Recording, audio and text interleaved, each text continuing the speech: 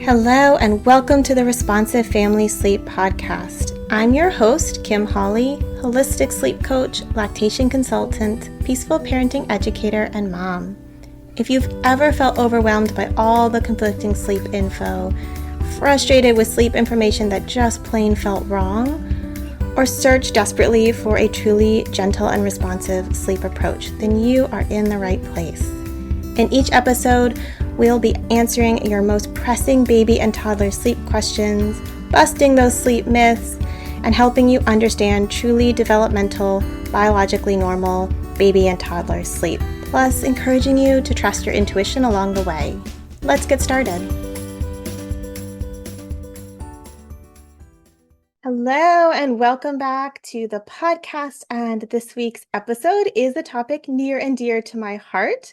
We are talking about weaning, and I am super excited because I love guest episodes to have a guest with us, a guest IBCLC, Katy, who is going to chat about weaning and sleep right alongside me. So Katy, thank you so much for joining me and welcome. Thank you so much for having me. Yeah, why don't you share a little bit with folks about yourself, and then we'll jump into the fun stuff. Okay. I think I always start with my kids when I'm introducing myself in a support group or something. So I have an almost 12-year-old and almost 8-year-old. So my mind is very, in kind of preteen, but, like a lot of people who are in this work, they've informed a lot of how I've developed as a lactation consultant.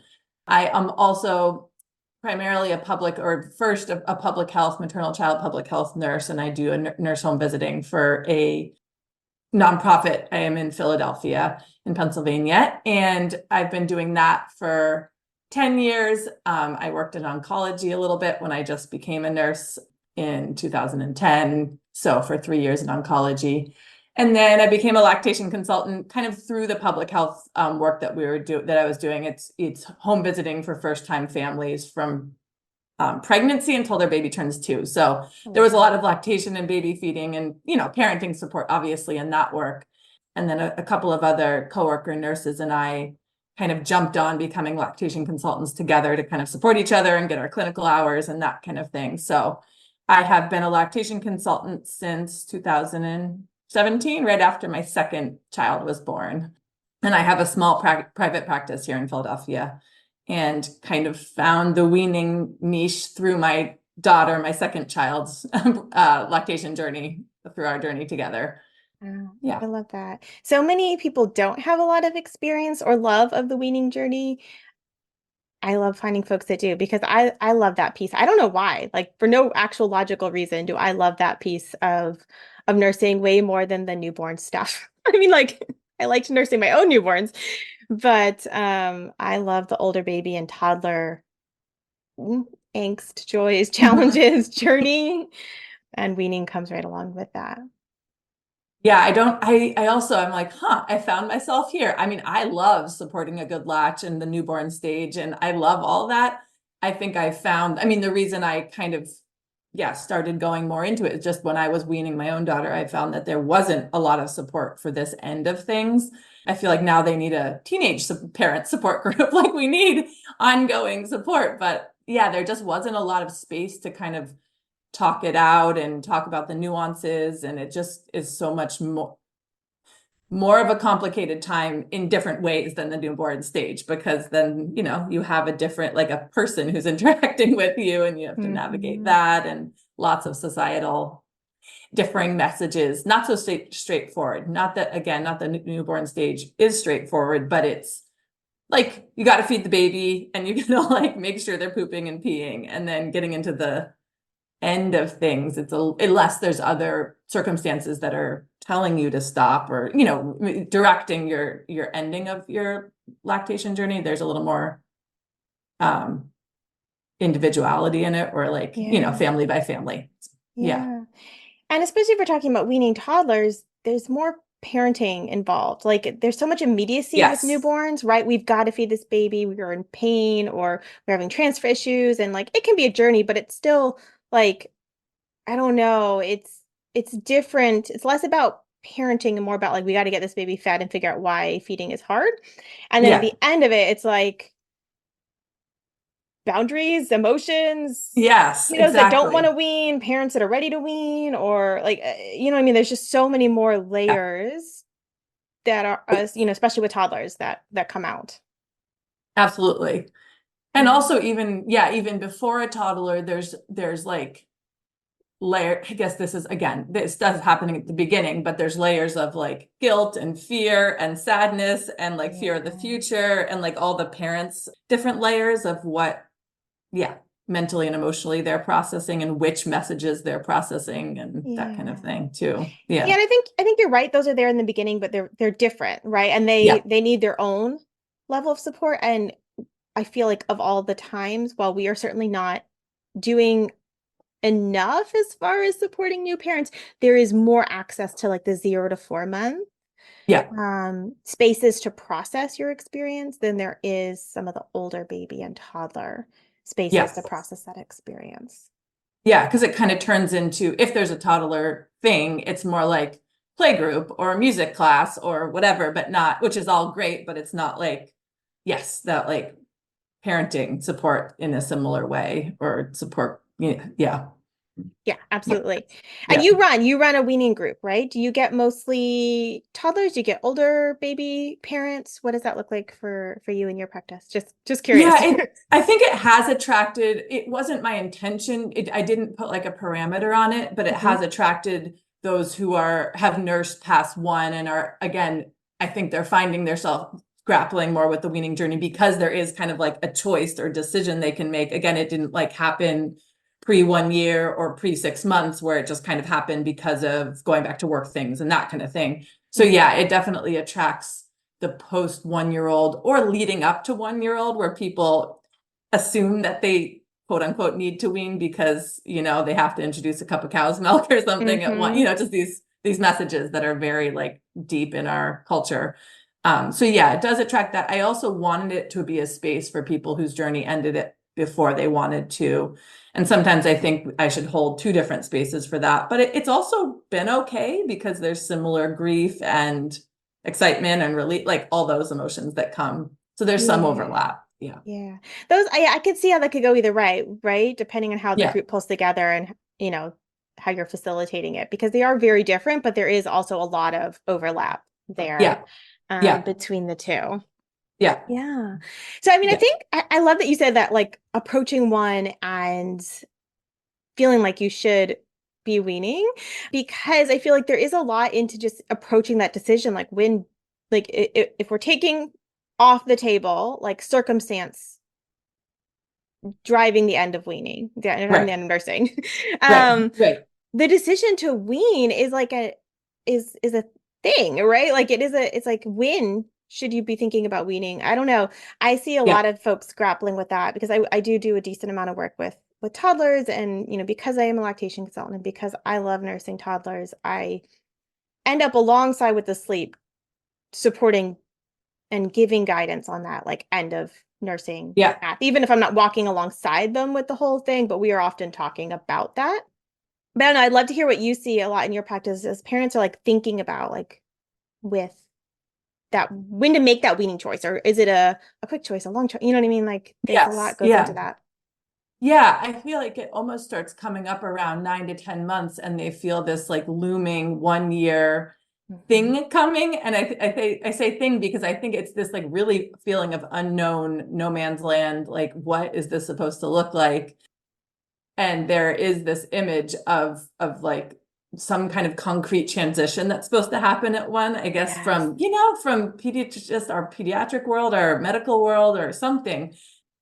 And the cow's milk, like, does my baby need to be able to drink cow's milk? I feel like a broken record because I just say this at group all the time. It just comes up all the time. I Mm-hmm. have to like re-message the fact that that is not like a biological rite of passage to be able to drink a cup of cow's milk. This is not like yeah, it's Yeah. kind of something that's been brought in from other things. But yeah, so I feel like people start thinking about, even if their intention is to nurse until 2 or whatever it is, there is some kind of like angst feeling that they have to like switch something up around one.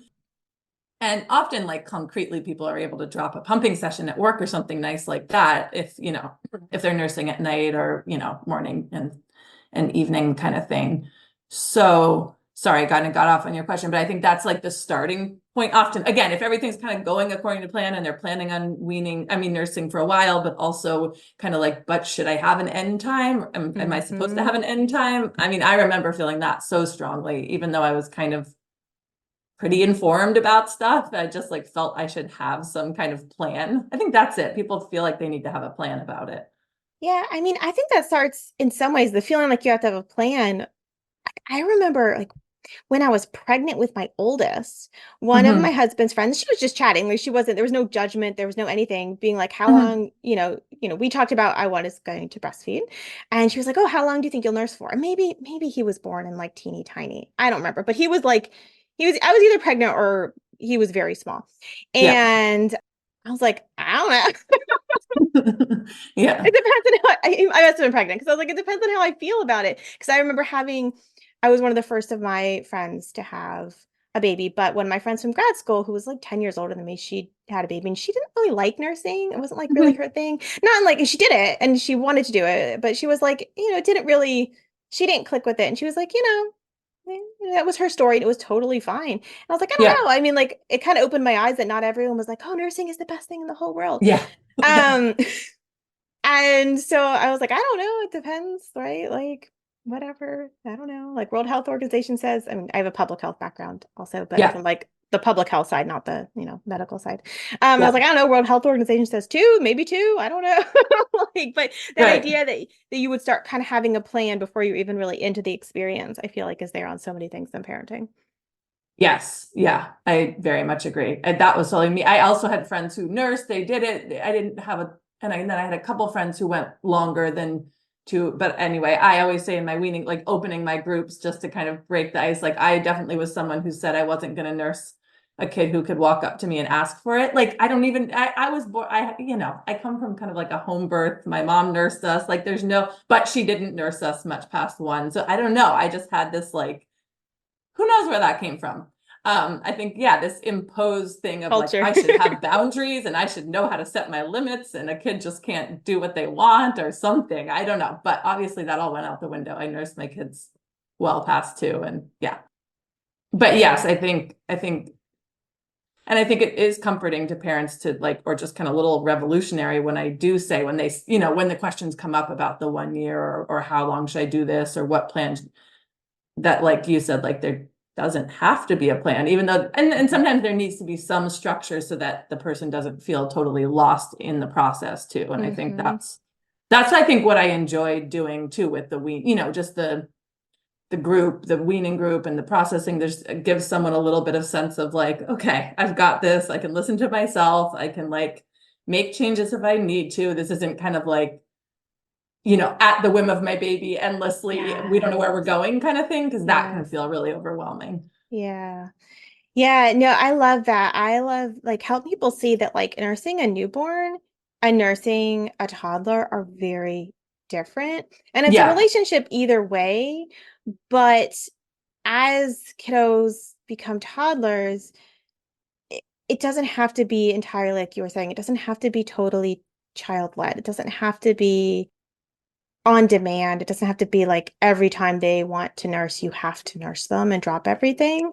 And that yeah, like limits that feel right to you as the parent can be like crucial in nursing toddlers. And what that means absolutely. is so individual. Like it doesn't have to be what somebody else would feel is necessary, but it's also not like a free for all. And I don't know if you see this, but I see this because I, of course, attract the most responsive folks looking for sleep because that's how I work. Right.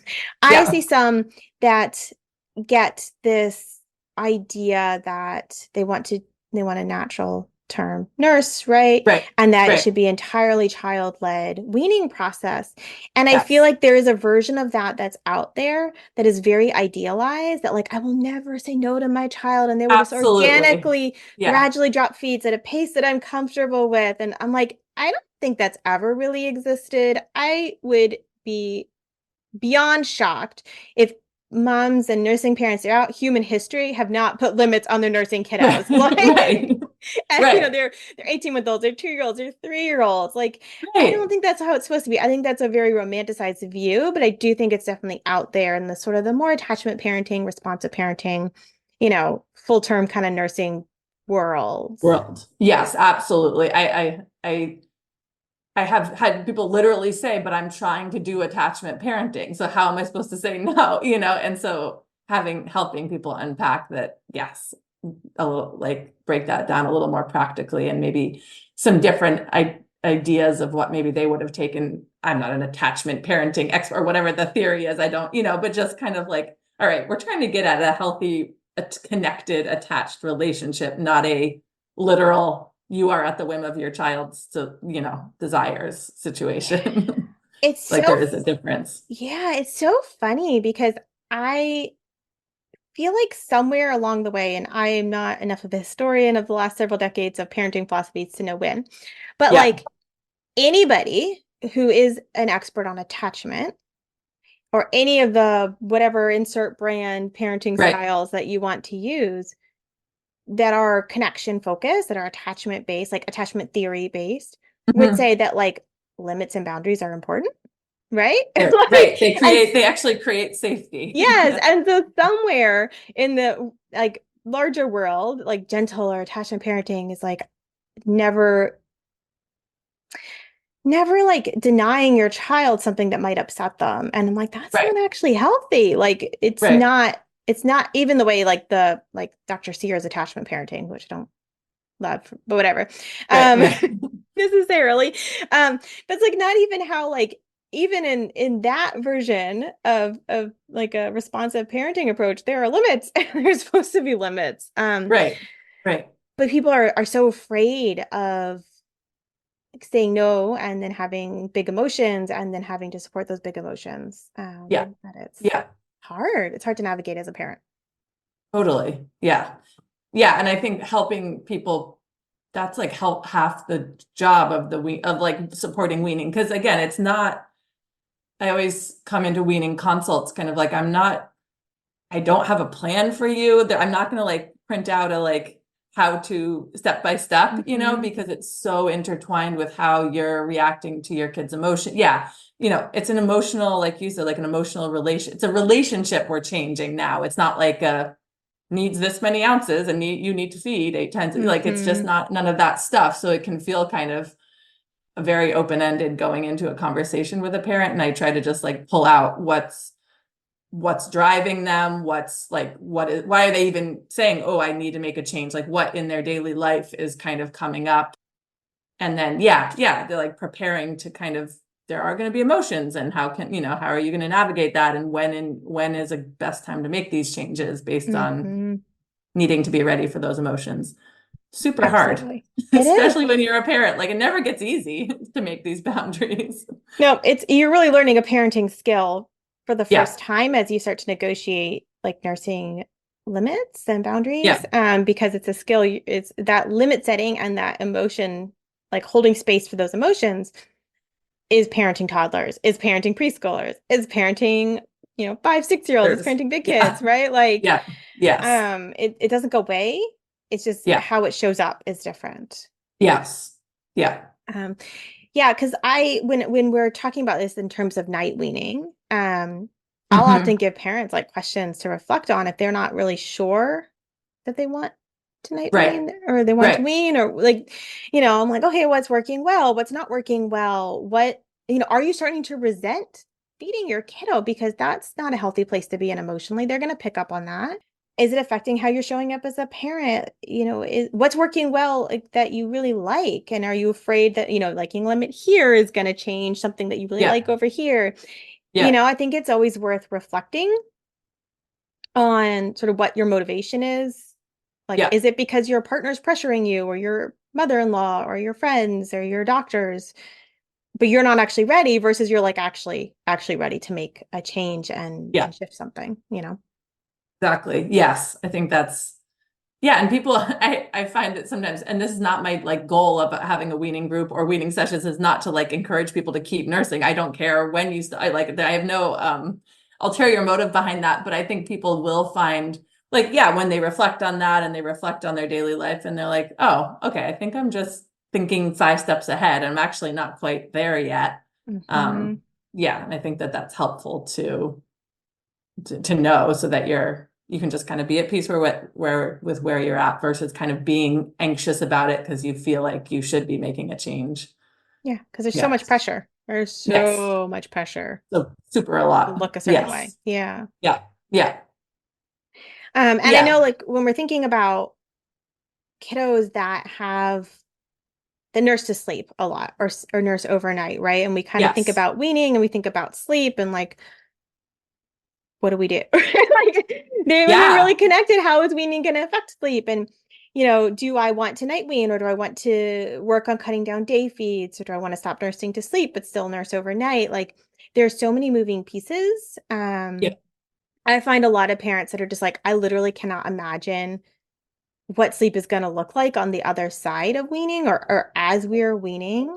Yeah. And that can be hard when you're like, I need to, or I'm ready to wean, but also it's so, and nursing is so interconnected with sleep for them that it's just like, what do we do?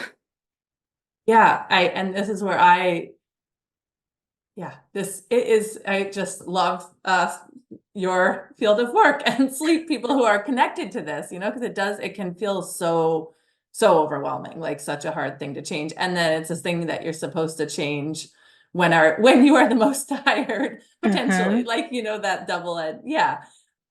And I always, again, I mean, even if someone's going to make a change, and I am not a sleep expert by any means, but just trying to be at least tiny little concrete things of like potentially making sure you're doing it around a time where you're not had the worst work week and not kind of making those decisions at 9 p.m. because you're touched out. Okay, now I'm going to night wean tonight. Like it usually Yeah. won't go so well. Um, No, yeah. yeah, but having some time to reflect, journaling or with a friend or whatever it is to get all those emotions processed like prior to, and tell me if this is right or wrong, but this is what like prior to, yeah, starting to make a change. So you're really clear going into it and you Yeah. can a little more able to handle the emotions that your kid is probably going to give you because it was nice to nurse to sleep for them. Yeah, no, that's right in line because I often say like if you're ambiguous, if you're like indifferent, you're like still conflicted about it, whatever the right word is there, Yeah, yeah, your kiddo is gonna pick up on that. And it's gonna be harder. yes. It's gonna be more stressful because they're gonna be like, mom is feeling uncertain, This right? is mixed messaging. Yeah, And that is going to make them feel less safe. And so if you're like, okay, this is totally the right thing to do for us, like this is the right decision. I have kind of processed my own feelings about it. I have a plan. I have support. Then yeah, you're going to go into it with a lot more confidence. And kiddos need us to be the confident leader in making changes, support them, yeah. respond to them, like see how they're doing, but they do need us to head into it confidently as best we can. And that really makes a difference with how the whole process goes. Yeah, yeah. Yeah. The yeah. And I don't like night weaning kiddos without, especially older kiddos, like without processing with them too, right? Like Hmm. depending on the strategy. Hmm. I mean, like which way you wean around sleep depends entirely on your child's temperament and how old they are, and whether or Yeah, not they're a kiddo that you could gradually shorten feeds, right? Or right. work in some new soothing strategies first. Like those are great options. Some kiddos, they are a complete no-go, and like we need to just maybe really replace a feed with something and handle some big emotions, and that's a very different temperament kiddo. And so I am a huge fan of like reading the night weaning books and just like starting to introduce the concept with some daytime limits so that Hmm. the first time you've ever sort of put a parameter around nursing is not around sleep, because I just feel Yeah, like I that's think a that's recipe really for helpful. disaster. Yes. Get some practice limiting during the daytime when it not like maybe the siblings asleep in the other room. And I found that too, like it just navigating that with having the rest of the family potentially asleep or whatever that, yeah, doing some practice at another time. Again, not that it's necessarily going to make it super smooth at night or easy, but you'll be a little more practice in it. And it's not like a totally new concept to the kid. Yeah. Um, Yeah. yes. Yeah. And same with reading like night reading books. You start to kind of figure out what language resonates with someone Hmm. wrote this in an age appropriate way. assuming that Right. you have a kiddo that's verbal enough. Someone wrote this in age appropriate way. You can kind of start to like play with the language and see what your child actually understands, Yeah. and what resonates. And some kids will just chuck the weaning book across the room. They don't want to read it. I've totally Yeah. had Yes, kids who would do absolutely. that. I think Yeah. it's both frustrating, but it's also kind of funny. Like none of Yeah. that. They're smart. They're super smart. They're like, don't do this to me. I know what you're doing. But I think also thinking about your timeline and why you want to wean around sleep makes a big difference, because if Yeah. you actually have a reason that you need to wean around sleep, then excuse me, then your timeline is going to be really different than if you're like, I want to, gradually over the next several months work on nursing Yeah. around sleep, and that affects your decisions Yeah. around kind of how to approach it. And are there ways to provide little teeny nudges, or is this something that we really need to actively manage, right? We need to Yeah. actively make this change, and maybe we can't do it in teeny tiny little steps that no Right. one's going to get any big emotions around. Right. Um, Right. but it I kind of depends always, on where you're coming from. yes. I always circle like I feel like one things that comes up is someone just feeling touched out at night where the baby's just going from one side to the other and then not really Hmm. falling asleep and then twiddling and then like one side, Hmm. just like the parents starting to feel that like it used to be this, oh, gets on and goes right to sleep and it's the easiest parenting tool and that's why I'm doing it. And then it becomes this like maybe in the putting to sleep, like the nursing to sleep stage or the middle of the night of just like on, off, back, forth. And then that can trigger like actual physical feelings of, Ooh, aversion and cringe, yes. discomfort. Yeah. That book, when breastfeeding sucks by Zainab Yates. Ah, It's yes. about breastfeeding aversion, but I feel like it was so applicable to like also toddler nursing or just, aversion is a real thing. And I'm not like minimizing that if someone's having that even in the newborn stage, but she was just saying like making a change before you're feeling like you want to throw your kid off of you. I mean, like Yes. scary thoughts. And so like, Yes. like to your point, like there may need to be like where we're giving people permission to like, there's going to be big emotions, but it's better to deal with those big emotions before you're having huge emotions as well, Yes. in that moment. Exactly. Oh, that was really helpful for me, even actually at all stages of the journey, like even a 2-month-old who wants to be on the boob for a while or the chest for a while that, if it's becoming like you want to, like you cannot stand to sit on that couch another moment, then like unlatch a few minutes ago before that you get to that point if possible. Yeah, and it doesn't Um, have to be all or nothing. Like right. I say this a lot, especially when you don't necessarily mind that they're nursing, but you're having aversion because of that kind of, shenanigans at Yeah. like Yeah, while feeding. exactly. Yeah. Um, Yeah. that it's like we can focus on the easiest part of the night to drop some feeds, or we can focus on that most miserable part of the night and Right. start setting limits there. And also, I am a big fan with my clients of we don't start with weaning. When people come to me with weaning, we don't ever just start with weaning, because I want to Hmm. make sure that you actually have your environment, your rhythms and routines set up well for your kiddo's sleep needs at this phase. Because like if we're talking about bedtime, for example, a kiddo that's like totally messing around a bunch while nursing at bedtime maybe isn't actually tired, right? And Hmm. Hmm. maybe we need to get more activity earlier in the evening. We need to get their wiggles out so they're not using you as their fidget toy in jungle gym. Yes. Yeah. Um, right? Maybe we need to have some bigger body play. And so I think that sometimes the answer isn't to immediately directly address weaning around sleep, Uh-huh. but to step back and like think about what other things could be contributing to this, especially if the parent wants to keep nursing, right? Yeah. And their Yeah. intent is. I always start there anyway, because it's easier to make a change when your kiddo is actually set up well for sleep. And Yes. since that changes as they change, it's something you have to keep checking back in with. It's not like, you can just be like, I have great sleep routines and then done forever, like Yeah. Yes. you Yeah. have to keep revisiting that. And so for any sort of thing, change wise, it's easier if we've gone, through are our sleep timings good? Are we getting enough activity? Have we had enough connection? Are we, is our environment good? Is our bedtime routine good? Is our sleep hygiene good? Hmm. All that good Hmm. stuff. Just like we kind of prepare with daytime nursing limits, kind of looking at that type of stuff and then seeing, okay, now what is most frustrating or unsustainable around nursing and sleep. And that can Yeah. really help guide the plan and make it easier and figure out what we really need to focus on.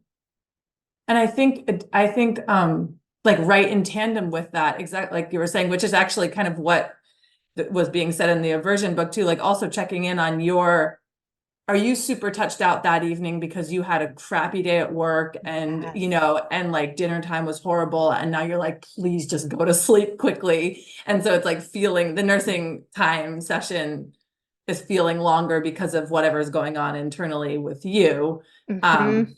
Or like did you have enough water just then? Like that thirsty, anxious, irritated feeling when the nursing session's going too long could just be like some more water and you getting yourself a little, I don't know. I used to like eat a little chocolate before like launching into bedtime, just being like, all right, here we go. I'm gonna like, it doesn't have to be chocolate. That may have been me being overtired and needing some, but just like fortifying yourself, I guess, just in tandem with what you were saying, like look at the rest of what's going on in your life. And maybe whatever's going on in your life is a reason that you want to wean, but it also could be a reason that bedtime and night is feeling more irritating. I mean, this is completely applicable to my current bedtimes with my 8 and 12-year-old, depending on how anxious or what, if I'm about to get my period or whatever it is. This last week was horrible with bedtime because I was so getting my period. Yes. Oh my gosh, mine are 6 and 11. So Okay, so we're not, like kind of in not it different together. than you. Yeah. I'm like, oh my God, I know you can do this. Just take your shower, go to bed. Yes. Yes. Absolutely. No, I that is such an important piece because if on particularly stressful days, you might need some extra supports. That's true whether you're deciding to continue that, let's say, nurse to sleep at bedtime, or if you're deciding to wean away from it because Mhm. you can't make it any change from a place of like complete depletion. You just can't do it. Like you're not set up in a space that you can help your kiddo through that in any sort of healthy, meaningful way. And so, I think you're right. Like there's a lot going on in your life. This thing needs to shift. That can be a really valid choice. And so can, oh my God, when I reflect, I realize there are places that I could up my own care of myself Mhm. and see what that changes. And maybe that just makes me better resourced to wean, or maybe it shifts which things I want to change. And those are both Yes. really valid options. And I think that's really Yeah. important to know is like they're both really valid because nursing is a relationship and that weaning process is important that we look at both parties' needs. Like your Yeah. needs matter as a parent. You shouldn't martyr Yeah. yourself to keep nursing your kiddo if it's really not working. And those small shifts can make a huge difference, right? Like it's not like I wean or I don't wean. It's like I stopped nursing to sleep at bedtime and my partner took over, or I'm not, you know, nursing them at the first wake up, or, we're not nursing 5 times between 4 a.m. and 6 a.m. Yeah. anymore. Like Yeah. little things can Yeah. make a huge difference. Yeah. You know, and I Yeah. think that matters. Like that sometimes it is the whole thing. Sometimes it's you wean during the day and nights continue. Sometimes you wean at night and days continue. And sometimes it's like dropping 2 feeds or 1 feed can like change the entire dynamic. And you're like, oh, I'm actually Yeah. good for a while again. Right. That's where you have people nursing, yeah, until 5, because they're like, I'm nursing 1 time a day. It's still nursing, but I'm not doing this kind of at the whim of my 5-year-old whenever they want a latch situation, which wouldn't have been sustainable for me or whatever it was. Yeah. Yeah, I nursed both my kiddos till they were 4. And I never actually officially night weaned either of them because it was one of those organic, like I'm sure Mhm. I set limits and would just be Mhm. like, okay, all done, like turn them over, snuggle them back in. And it was like definitely the whole weaning process was me led, but they were ready for it, if that makes Yeah. sense. Yeah. And organic over months, where I was like, over the next several months, I am intentionally going to very gently guide you right, towards Yes. this being Yeah. done, but I don't have a set timeline, and I'm want to make sure that it is more that you're leading the way within my parameters, I guess. Might be a good way of thinking of it, but it wasn't totally child led by any means. Um, but like that's okay, right? It's like that dynamic of what's working for the parent, what's working for the kiddo. Yeah. And I think it's okay to, I was similar to you, and my first was a thumb sucker. So there was this, it was like a very smooth, and then it was my daughter who went longer than I thought we would. And I think she would still be nursing today at, almost, but I was I was planning to do kind of a nursing ice cream celebration, International Women's, so like April of 2020. So the pandemic had just started. Mm. And I was just kind of ready to be done, the nursing to sleep and just, yeah. And then the pandemic hit and I just had nothing, like to our point about, do you have the time and energy or space or resources to set a boundary? It was like after being at home, working from home with 2 kids all day in a pandemic, I was like, just get on my chest and go to sleep, or do whatever. By nighttime, I was just like, I can't. So we ended up doing that for another year because Yeah. I just couldn't make the change during that. I chose not to make the change at that time, didn't have it in me, whatever it was. Anyway, just that point of like, you can always go back if it's just not working or you just don't have it in you, as long as it's okay, relatively okay for you. But Yeah. things up and can change, and yeah. And I think weaning is one of those things like you can start setting a few limits and see how it goes and just see where you're at, right? Yeah. And Yeah. where your kiddo's at. Because I have parents like, I'm really ready to wean, but not if it's going to be massively stressful to my kiddo.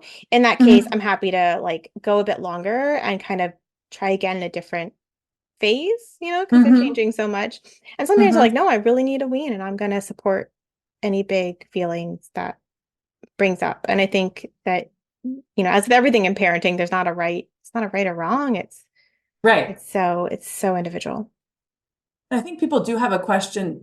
Just what you said about like, I don't want to do it if it's going to be like traumatic or upsetting to my kid at this stage of their development or whatever, or this age. And I think also people have a like question about, is there like an easier time? And this is where I get into, I don't know, defer to the sleep person in terms of like when to night wean or when they're going to be understanding. And I'm sure there are windows potentially of developmental leaps or sleeps or whatever, like sleep things. But I always say like back to our relationship, attachment, boundary, being safe, like whenever you do it, if you're doing it in a relational, loving, keeping your baby hugged and cuddled and safe way, it's not like the trauma would come. And I don't want to even go, I don't want to like say anything that someone's going to think they inflicted trauma, but like if you're doing it in a connected way, then there's no perfect time. I just always never can keep in my head those exact leap, whenever the different apps and different things. I'm just never like, they're not evidence-based anyway. So I Yeah. mean, I think the key is it is contextual, right?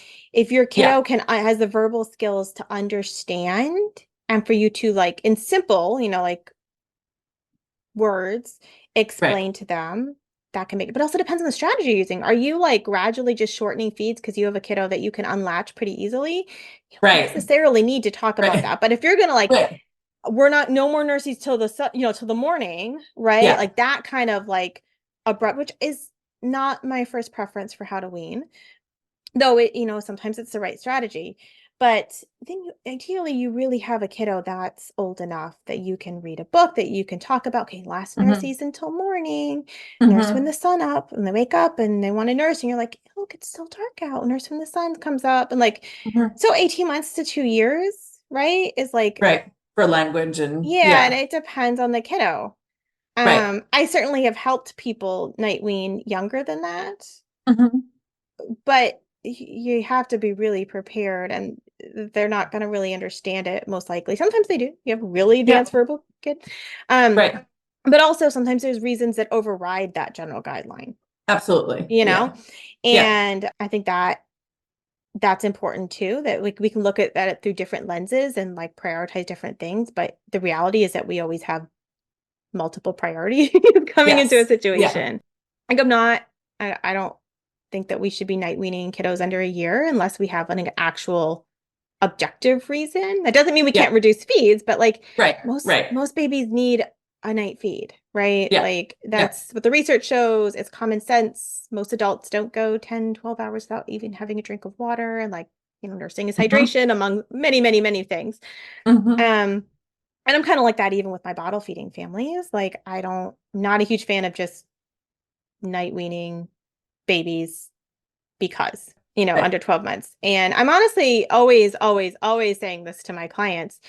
Night weaning is not your like perfect magic solution to getting sleep to consolidate either, especially younger toddlers. There's so Right. many reasons they're waking that, yeah, some you night wean them and they consolidate, they drop, they sleep longer, they wake less. But some don't. And I think that's important going into that conversation as well, that it's not Yeah. this magic fix for sleep. Yeah. That sometimes they're sold that it will be, right? Like they're told, oh my Right. goodness, Right. all night wean, and then my kid will sleep through the night. And it's like, Yeah. maybe, maybe Yeah. not. Yeah. Depends on a lot of factors. My almost 8-year-old still wakes up in the middle of the night and asks to come in our bed, and she does. And then, I I share love that, that. and that's, and I'm like, I could do, speaking of like readiness to make change, I could go walk in her room, and I'm going to turn this into a sleep consult. Okay, I'm not really. I could make the choice to go sit in her room and like pat her back to sleep and have her stay in her bed. And it also is like no sweat off my back usually for her to come in our bed and snuggle and go back to sleep. But no, that was just to your point of Yeah. sleep consolidation doesn't happen. Like, I mean, we get up to pee and like, yeah, No anyway. one sleeps through the night, right? I Yeah. mean, that's the bottom line. And kids want to be Yeah. close to their parents, also bottom line, and that's healthy and normal. Yeah. And I think, or other think about like weaning away from sleep or weaning, in terms of like bedtime feeds or night feeds, like there's just a lot of layers, and a Yeah. lot of things to consider. Yeah. And there isn't going to be like one perfect strategy or one perfect time. It really does. The context matters. Your kiddo's temperament matters. Their verbal skills matter. And I mean, I feel like the only thing I consider universal is it's easier to night wean when you've at least made sure that your sleep times and routines and like activity, that kind of stimulation stuff is Mhm. reasonably well matched to where your kiddo is, because no one's perfect. Just so that they are headed into sleep in a good place and you're not, fighting weaning a bedtime feed with a kiddo that really should have gone to sleep a half an hour later and they're not tired and they're bouncing off the walls because Right. you want them to go to bed at 8 and they really needed to be awake longer, Yeah. that kind of stuff. Yeah. So that's my universal. That's my personal professional Yeah. universal That's is helpful. fix the Yeah. foundation stuff first, First. then Yeah. address a change. And that's not just weaning, that's anything, right? Yeah. And it's Yeah. going to go more smoothly. Yeah. Gosh, I'm just thinking like, is there anything that we haven't sort of touched on in conversation that you feel like would be great for us to chat about that comes up in your weaning group a lot? No, I mean, I think we've kind of touched on a lot of the themes, just like all the underlying emotional, relational things that are under sleep and weaning and nursing and parenting in general.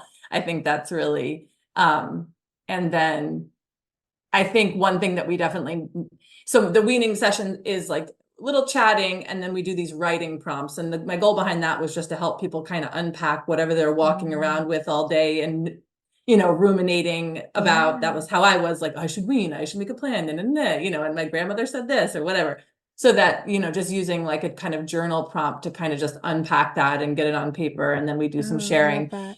But we end with this prompt that says, what I really want to say is ... or what I'm most scared of is.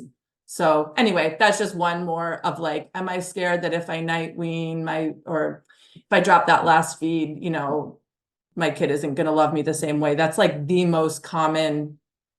that's not the most common fear. The most common thing that people are sad to change about nursing or ending is are we going to have that closeness and connection anymore? And that could be similar with changing sleep patterns in the bed, or like, do we need to change, again, not my wheelhouse, but like, do we need to move some mattresses and do some different things? And you're like, oh, I'm going to lose that. Like, I was trying to attachment parent and co-sleep for the rest of whatever, and I'm so scared to make that change. And so like just getting at the fear that's behind it. I remember feeling like I was like jumping. I said jumping off a cliff. Someone said jumping off a diving board, which is a much better phrase than the other one. So I had this feeling that I was like jumping into just like literally physically, it was going to be like this abyss after I ended that last feed with my daughter. Like that, the last time we nursed to sleep, like, and then what? And it's not rational because like she's still there, I'm still there. I'm still gonna like hold her and snuggle her to sleep. Like we are body to body. There wasn't going to be a lot of change, but that like concretely ending something is scary because it's just kind of Yeah. finite and you're not going to go back to it necessarily. Like that's the goal, with a change is that Yeah. even though we said changes can go back and forth, but ultimately, right, like At we're some point you moving wean. forward. Yeah. Yeah. Yeah. So anyway, just unpacking that a little bit and letting people be honest about what they're feeling. I love that. I love that. Yeah. And I tell my clients a lot if they're intentionally moving through weaning process to start building other connection rituals, right? Yes.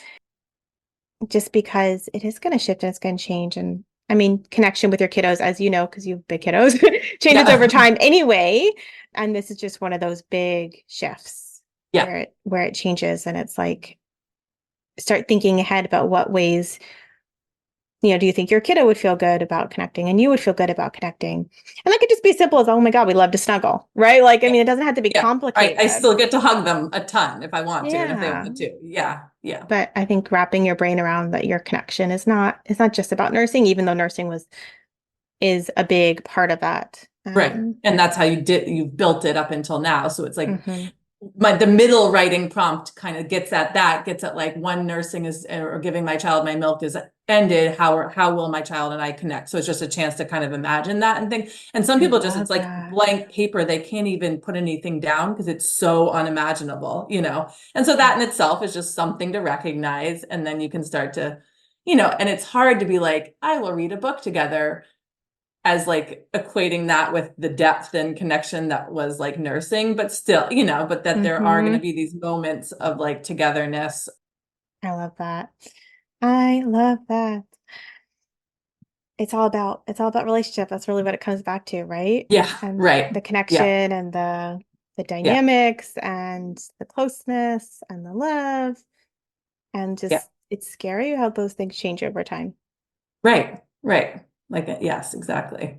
And parents need Change is community. hard. And Yeah, and and parents need yes, community. Yes, yes, like for anything. absolutely. And I think Always. that's where, yeah, just so we know, I mean, we know that about support groups or about any kind of thing. You just hear one other person is grappling with the same question. You're like, phew, I didn't miss the memo on how to quote unquote figure this out.